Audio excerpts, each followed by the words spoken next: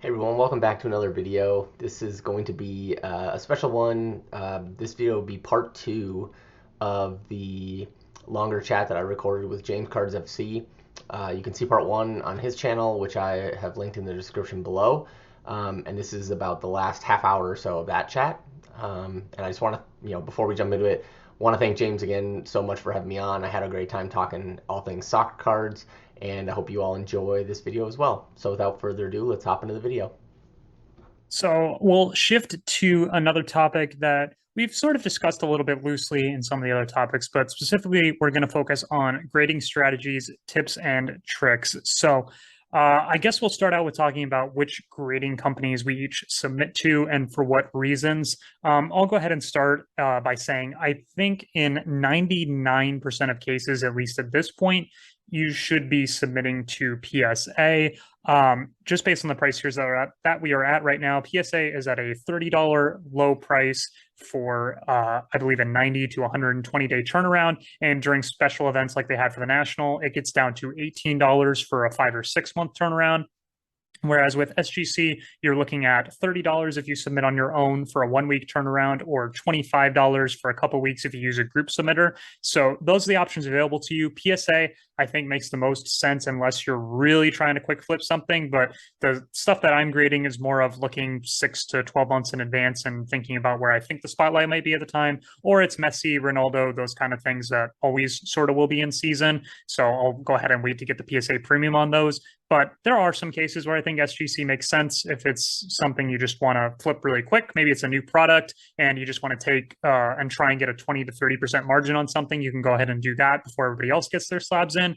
But at least in the current market structure, those are the two companies that I would use, and most specifically just focusing on PSA. Yeah, I agree. I think especially, I think you could really underscore that statement if and when PSA continues to drop the price like they did for the national special. And they are going to. So I'll just Yeah. jump in and say it is 100% going to happen that over the next few months, PSA will be giving you lower pricing. And that's specifically because they have now opened two grading offices. They might not both be fully functional, but they've opened two grading offices now, and they are pushing out cards at an incredible pace when you compare it to these other companies. And they're getting through that backlog. Once the backlog is cleared, they have a lot of man hours that they need to have grading cards. And so the price needs to come down in order to get enough cards to keep the manpower going at the most efficient rate possible for them to make money. And so it is very, very, very likely that over the next few months, there will be cheaper grading. And so if you have something that you're waiting for cheaper grading on, you don't need to submit at $30 unless you need it back in that 3 to 4 month period. If you're holding something that maybe doesn't make sense at $30 and you're like, I want this back in maybe a year or two, I think you still have some time to wait. Yeah, for sure. And I think, just talking about like SGC versus PSA, I know with the bankroll challenge that I'm doing, I've kind of done both. And so the ones that I've sent to SGC are the ones that, you mentioned you get them back in a week. So it's like if I could buy a card. So for example, I bought some Genesis Prisms from Mosaic. I wanted to grade them. I wanted to get them back and basically put them on PWCC and be like, it literally says like SGC pop one, none higher, right? Yep. So like you're the first to market. I still don't think that they will hold a higher premium, hold as high a premium as PSA, but there is kind of like a time value of money aspect when you're trying to build up your capital, where I think it can be worth taking a sort of a lower like profit margin if it means that you're turning around your money faster. That's like the one use case for SGC. I think the other use case is, if you just prefer SGC slabs, I know a lot of people do, especially for vintage cards. I Yep. think that's totally fine. But the other cards that I've been sending to PSA are, like you mentioned, like Messi's, Ronaldinho's, Ronaldo, like things that are more pre-modern, or even like some ultra modern, where it's like, okay, I know that if this sits at PSA for 4 months and it's Lionel Messi, it's not well, two things. One, it's not going to decrease in value. Like I don't have to worry about like some prospect getting like out of the hype cycle because it's waiting too long. But two, and another thing that I like PSA for is, especially if you can get a lower grading fee, is you get in at a lower cost. So 18 versus $30, for example. And like, let's say if it grades out a PSA 6 or PSA 7, like where it's like an old messy mega cracks insert or something, you don't completely like lose all your money on that by getting a bad grade. Like you have a bit more leeway in terms of like the condition of the card and like the price you're getting, assuming whatever you pay for it raw, but like the price you're getting it graded for, and then what you might be able to sell that for. It will sell for a higher premium at PSA versus SGC. That's kind of how I'm thinking about it. And to your point, like thinking 4 or 6 months ahead and thinking about what the market will be and sort of building that into your current plan as far as like what you're grading and why. Yeah, I mean, that's why I specifically always like to have in the rotation or the submissions that I'm grading, always have some vintage or some pre-modern in there, because those things are never out of season, right? So if you think of it more like a traditional market, let's say you're running like a general store or whatever, you have Halloween decorations out for Halloween, you have Christmas decorations out for Christmas, but you also always have things that people always need. Like people are always going to need stuff like milk and stuff like that will always be in demand. And so it's sort of the same way when you're looking at prospect cards versus cards that are always going to be in demand. There will always be demand to a certain extent for guys like Ronaldo and Messi and Ronaldinho and R9, Pele, Maradona. We could go down a list of 50 to 100 guys that are pretty much always going to be in demand. Whereas the prospect guys, they'll have their moment at some point. I have this running theory that pretty much any prospect will always have at least one moment in their career where people could be like, oh my God, they're going to be the next fill in the blank here. But you just don't know when that moment is going to be or how many of those moments they're going to have. So at least in my perspective, I always like having in my submissions something that can have a high floor, so that even if I miss on every single prospect and none of them in the 4 to 6 month period popped or did anything noteworthy, I still have that nice baseline built in. Yeah, that makes sense. And I think the other thing I would mention with PSA too is there are some cards that you buy and you get them and you're like, look, this isn't really, I mean, I go back to like the PSA 6, PSA 7, like this isn't really in great condition. Mm-hmm. And it's honestly like, especially if you can pay $18 or even less at some point to grade it, it's almost in a weird way, like worth just getting it graded and then you can move it faster, even if you're sort of putting more money into the card, because otherwise it's just like trying to sell a raw card that you know has an issue with it. Like one, like I always feel like I won't do that. Like I'll just send it to ComC. Like I'm not going to try and put it back on eBay and like try and market it as like a good card. I just assume that when people go to ComC, they just know that there are potential for defects. I don't, you know, I don't, and honestly, like ComC reviews those, and so it's on them if they're not. Yeah, I look at it the same way. If ComC, when they take things in, they will notate if they notice something is wrong with the card. I mean, if they miss it, then and I sent it back, it's because they missed it in the first place on my end too. So I don't feel as bad if I send it back in and they missed the same thing. Yeah, exactly. But I do think that there is a chance that like, okay, it's a PSA 6 Messi insert. Like, okay, somebody's gonna buy that for some price. Like you don't have to worry about it like just sitting there and collecting dust. The only other thing I was gonna say is like BGS and CSG. I have really no experience grading with them, mostly because when I started grading, BGS was kind of I think they might still be having like backlog issues, and just the price points at which you could grade with them never justified. Like if I'm going to wait a year, I might as well wait a year with PSA than with BGS. And then CSG again, kind of similar where it's like similar price points. Like if CSG was grading for like $5 a card, like okay, I would think about it. But if I have to pay $20 something a card to grade with CSG, or I can pay a similar amount to grade with PSA, it's just hard to justify going with one over the other unless you have, again, like a preference for a slab. Yeah, I mean, if you're trying to do this from a get the most money out of it perspective, and at least with the types of cards I'm sending, I want to send it to PSA and get that premium, because in the next 4 to 6 months, I find it extremely unlikely that any of these grading companies will surpass the PSA premium. I just don't see a situation in which that happens. And so I always want to send my stuff to where it will receive the most premium on the secondary market, because I don't like the idea of just leaving money on the table just because I send it to a slab that I like more, because at the end of the day, the stuff that I'm sending in 90% of cases is not something I personally am wanting to hold long term. It's something that I am fine with somebody else playing the gamble on. Because if I'll share some recent examples, like I bought one numbered Gavi card and I bought one numbered Cole Palmer card, right? That's not for me. It's for me to send a PSA and then somebody else can have it. So since PSA is the most in demand, I'll send it to there so that I get the most premium on it at the end of the day. Yeah. No, I mean, yeah, I think that completely makes sense. And it kind of goes back to, just what we were talking about earlier, like thinking not like your own knowledge, like you might prefer CSG, but like what does the market prefer? And you kind of almost have to lean into that a little bit more. Yeah, and then something we didn't touch on specifically at this section that we actually may touch on in the section leading up to this. You said that SGC is good for those quick turnarounds if you're trying to build a bankroll, and I 100% agree that. From my perspective, I'm at the point where I'm grading a lot of cards, so it doesn't make as much sense for me to need to move things as fast. But if you're just starting out, sending things to SGC can make a lot of sense to try and get that bankroll going because you can do it so much faster than you can with PSA. And as we go into this next section that discusses bankroll best practices and trying to allocate funds to try and build up that bankroll so that you can have the cash flow going in different directions, I think grading with SGC, if you're starting out with like $100 budget, makes all the sense in the world to try and move that 100 into 150 and then that 150 into 200. But we'll go into some more strategies on that as we move into this next section. So like I was saying, best practices for trying to build up that bankroll so that you can be doing different things in the market, making more risky plays, making more conservative plays. If you're starting out with an X amount of money, let's call it $100.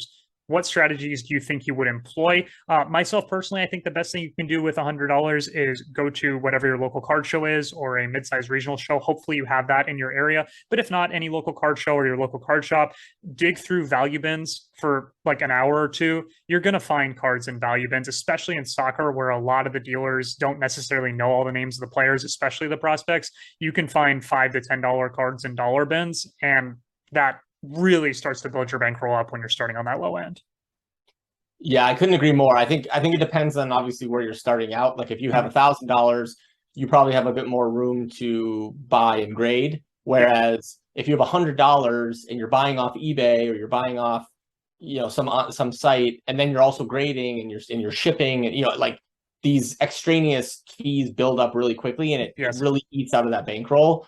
Whereas I think if you have $100 in cash, 100%, I think the best thing you could do is find a show in person and try to just, get some $5 to $10 cards and sell those. And right there, you could basically like 5 to 10 extra money in a matter of weeks. Obviously, not everybody can do that. And if you have a higher amount of money, you maybe don't need to do that. In which case, then I would consider doing more of like a raw to grade strategy if you're looking to build bankroll. And again, it all depends on like your goals. It all depends on your time horizons, and it all depends on your actual bankroll.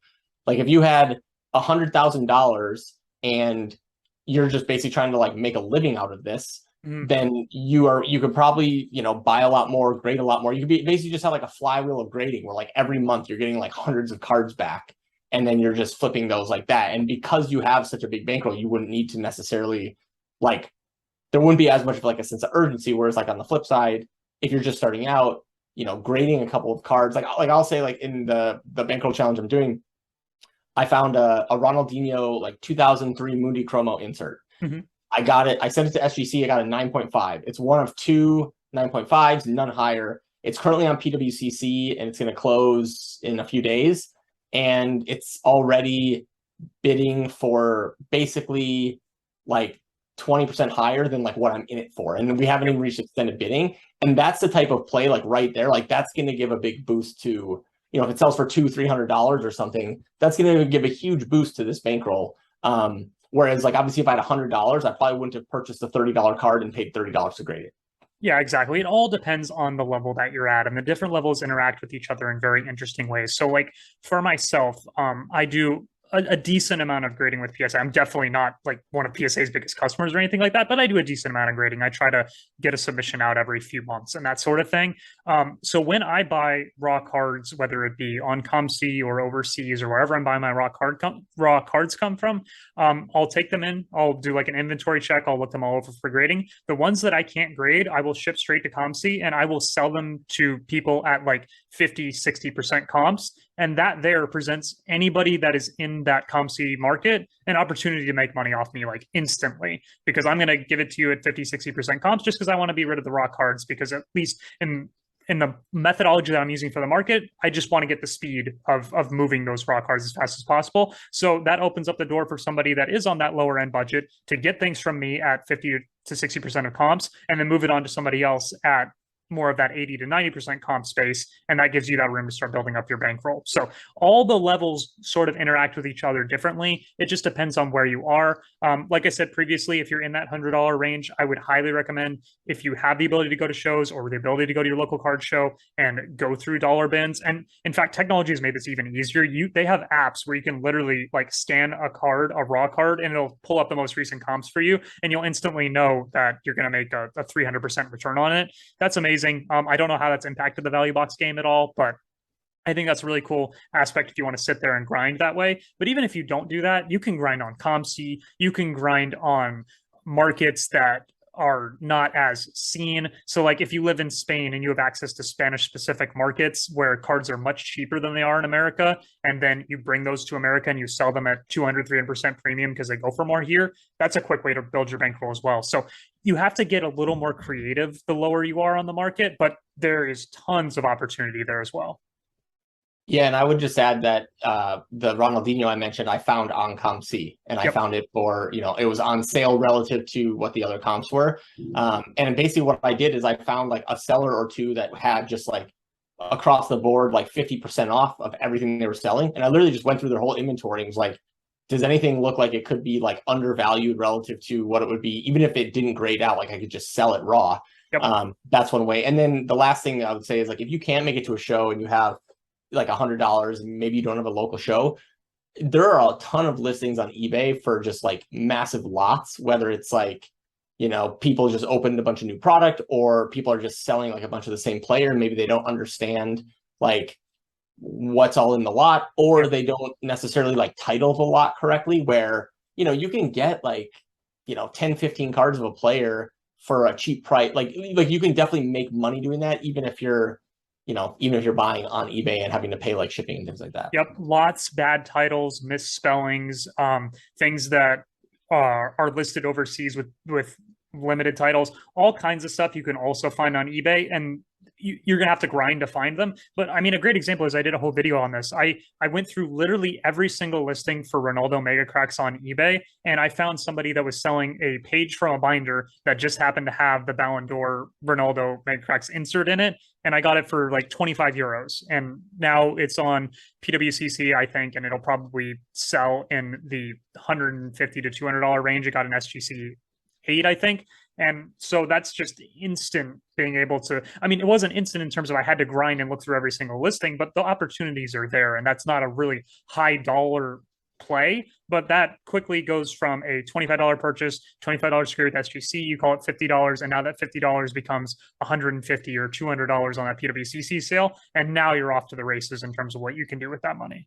Yeah. I think a good way to summarize it is like maybe the lower the bankroll you start with, the more you probably have to grind. 100%.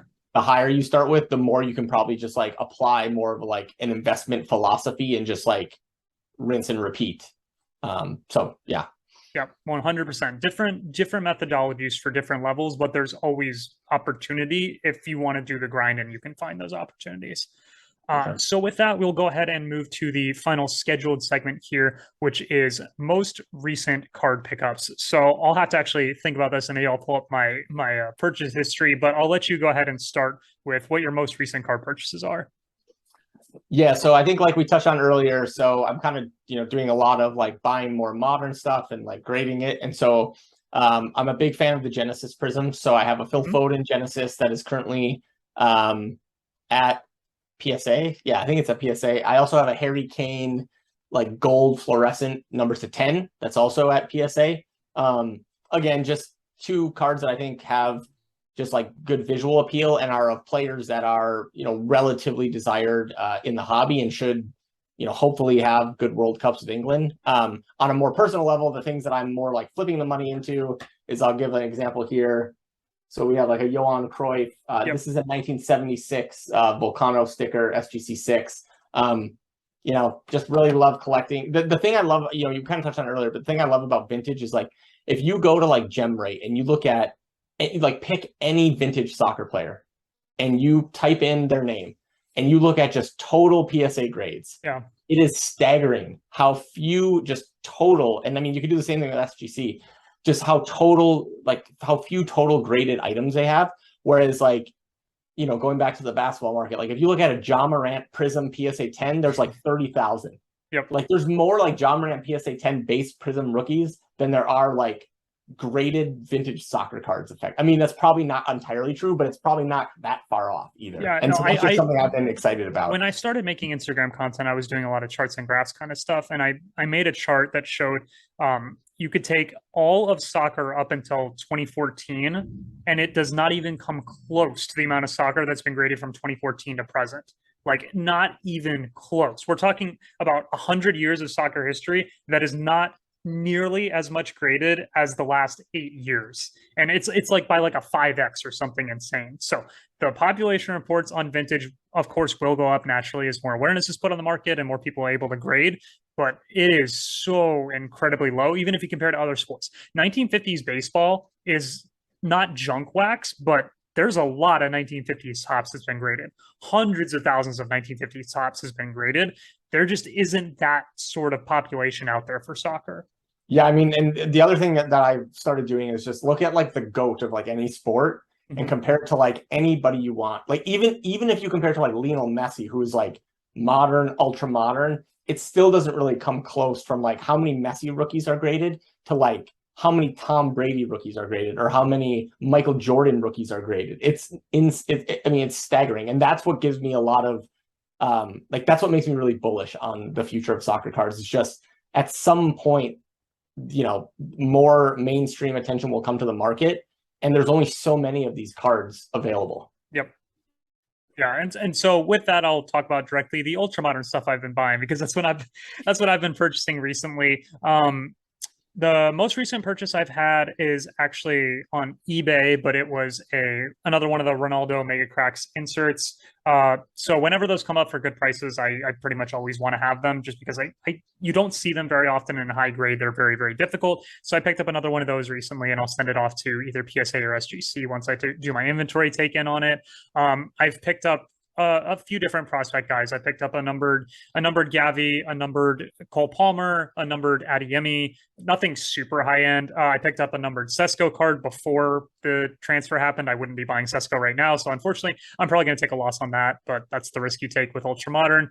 But yeah, I mean, guys like that I'm interested in. I think I bought something Pulisic related. I'd have to go through my search history, but yeah, I mean, it's the obvious ultra modern guys that I'm just buying raw to grade. I have no intentions of holding Adeyemi, Cole Palmer, Gavi, or even Pulisic longer than the next 6 to 12 months. But that's just the stuff I think that could be pretty popular once it comes back from grading. Sure. Yeah. All right, perfect. So that, I think, wraps up our most recent card pickups in the last question. Oh, I guess on the side of pickups that I actually am buying to hold longer term and that sort of thing, I've actually been building up my PWCC capital base to try and go after something really big. So I guess stay tuned over the next couple of weeks, because there's some interesting things that I'm watching that I might want to make a play on in these next couple of weekly auctions. So I might have a decent mail day coming soon, depending on how the auctions work out. But I'm targeting a few specific things. Nice. That's exciting.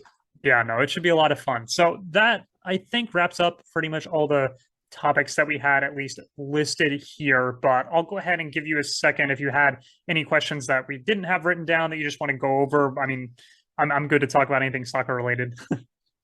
I guess, one thing, I know you kind of touched on this on the podcast you did recently, but as you kind of went to the National and now you're coming back, like, how has your experience at the National, you're kind of approaching the market, the soccer card market, or short to medium term?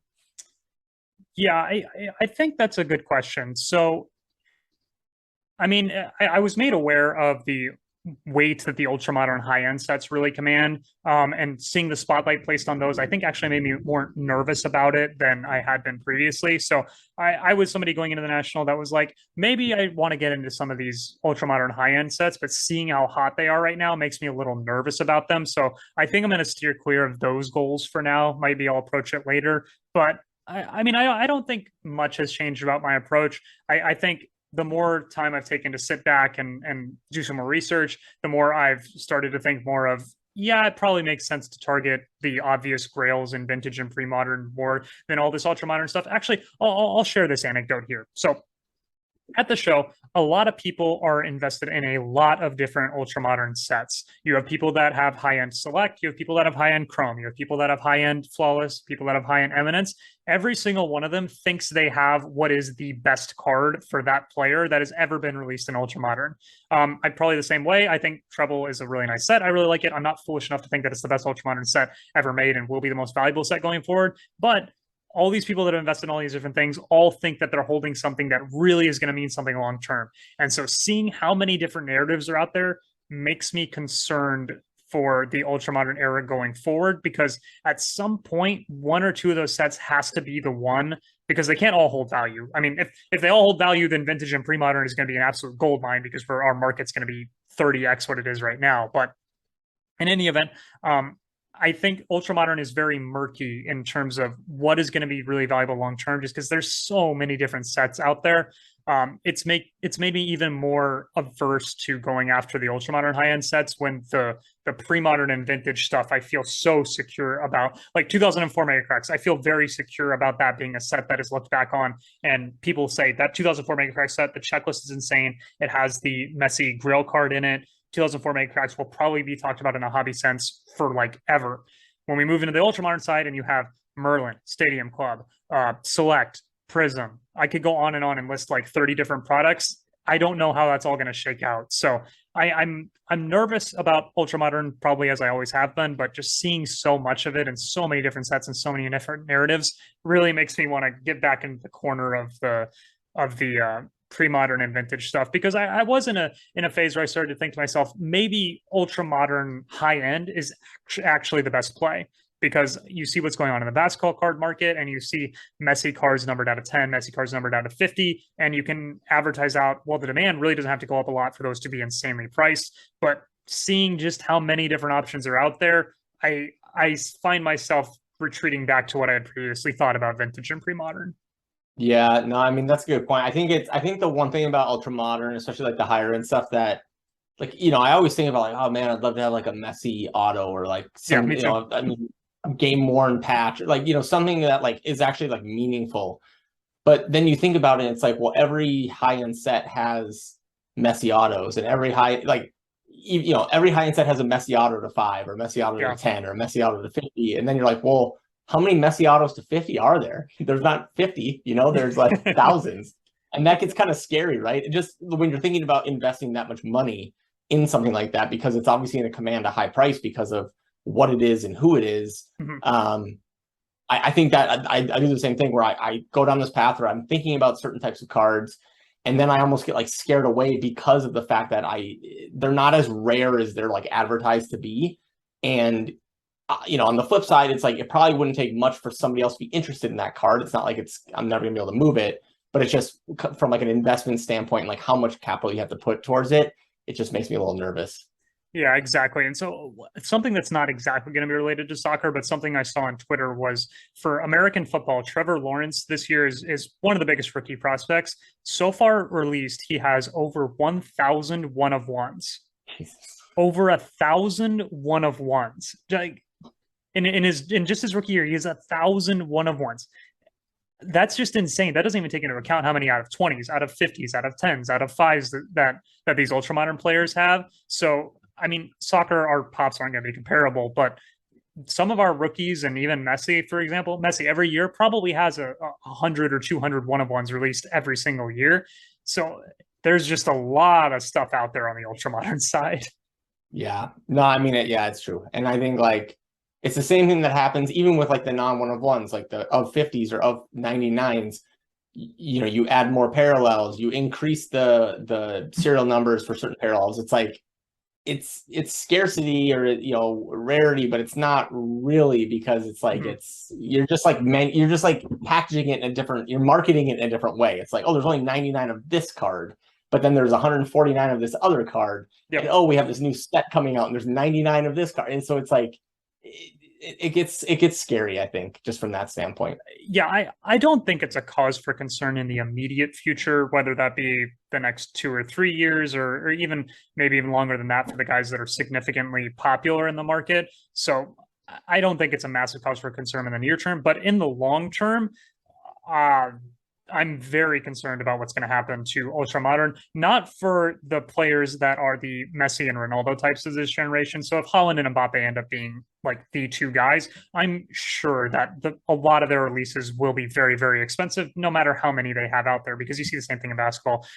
John Moran has a million different cards, and they're all, not all of them, but like a lot of them can be really, really expensive all at the same time. Anthony Edwards, a lot of his stuff is expensive at the same time. So I'm not really worried about that. I'm worried about what happens to the next tiers below those guys and what happens to all of their one of ones, one of fives, and all that kind of stuff. Because if you're not the best of your generation, there's a lot of supply out there for somebody that's not the best of the best of their generation. But I mean, since we're all playing this game of musical chairs anyways, and none of us really want to hold on to these things long term, it's going to be interesting to see how that shakes out. But yeah, not super confident in Ultramodern in the very long run. But that's why I talk about things like Ultramodern is a fun game that I like to play because it's a hobby. Looking at prospects, buying prospect cards, grading them, selling them, moving that into the more vintage and pre-modern stuff. That's how I enjoy the hobby. And so you can enjoy the hobby in any way that you want to do it. I wouldn't advise you against collecting anything that you specifically want to collect. Collecting and values going up are sometimes two different things, but they're sometimes connected. But yeah, I don't want to advise you not to pick up things that you like, but I am concerned about what the end game looks like for all of this ultra modern product. Yeah, 100%. Alrighty, perfect. And so with that ramble out of the way, I guess we'll go ahead and sign off for today's video. I'm not sure who is going to be watching this on which of our platforms, but whatever platform it goes up on, I appreciate you guys for watching it. Seth, if you want to do an outro on where people can find you, your content, your Instagram, all that kind of stuff, or just give a last second plug, go ahead and do that. And I'll make sure to send people your way because I think you deserve some more views and some more content notoriety as we move forward. Yeah, well, I mean, thanks for that. And again, thanks a lot for having me on. Really enjoyed the conversation. And yeah, I just think it's a super cool and generous thing, for you to do. Like, didn't have to do it, and I really appreciate it. You can find me on YouTube, Soccer Card Corner, Instagram, same thing. Trying to be, trying to build up content so I can, release it on a pretty regular basis. So yeah, I have some things in the works. Hopefully I can dedicate some time to finish those off and get it recorded. And then I have some stuff at PSA, and we know everyone loves a grading reveal, so hopefully we'll have some of those in the future as well. All right, perfect. Everybody will be staying tuned for those reveals, I'm sure, and we'll be watching your progress as you do the Grail Quest. Hopefully, over the next few months, the Messi market doesn't tank too much that it makes the series less interesting. But you never know what's going to end up happening. Maybe it'll get down to that $1,000 mark, and it'll make your job a lot easier. Who knows? Yeah, I think the Messi will ultimately be a stepping stone to whatever the next Grail is, anyway. So if that happens, we'll just we'll keep going with it. So Grail Chase to the $1 million Olifa is coming soon. Someday. All right, perfect. Well, thank you again so much for jumping on this podcast of sorts with me. I'm sure we'll go ahead and do some more content in the future. Like I said, really enjoy your channel. If you enjoy my channel, wherever this is being posted, I'm sure you enjoy Seth's channel as well. So thanks so much for being on. I'm sure we'll do some more stuff in the future. And I guess that'll do it for today. Cool. Thanks a lot. Yep. All right, that'll do it for today. Once again, thanks so much to JamesCardsFC for having me on. Really enjoyed the chat. Hope you all enjoyed it as well.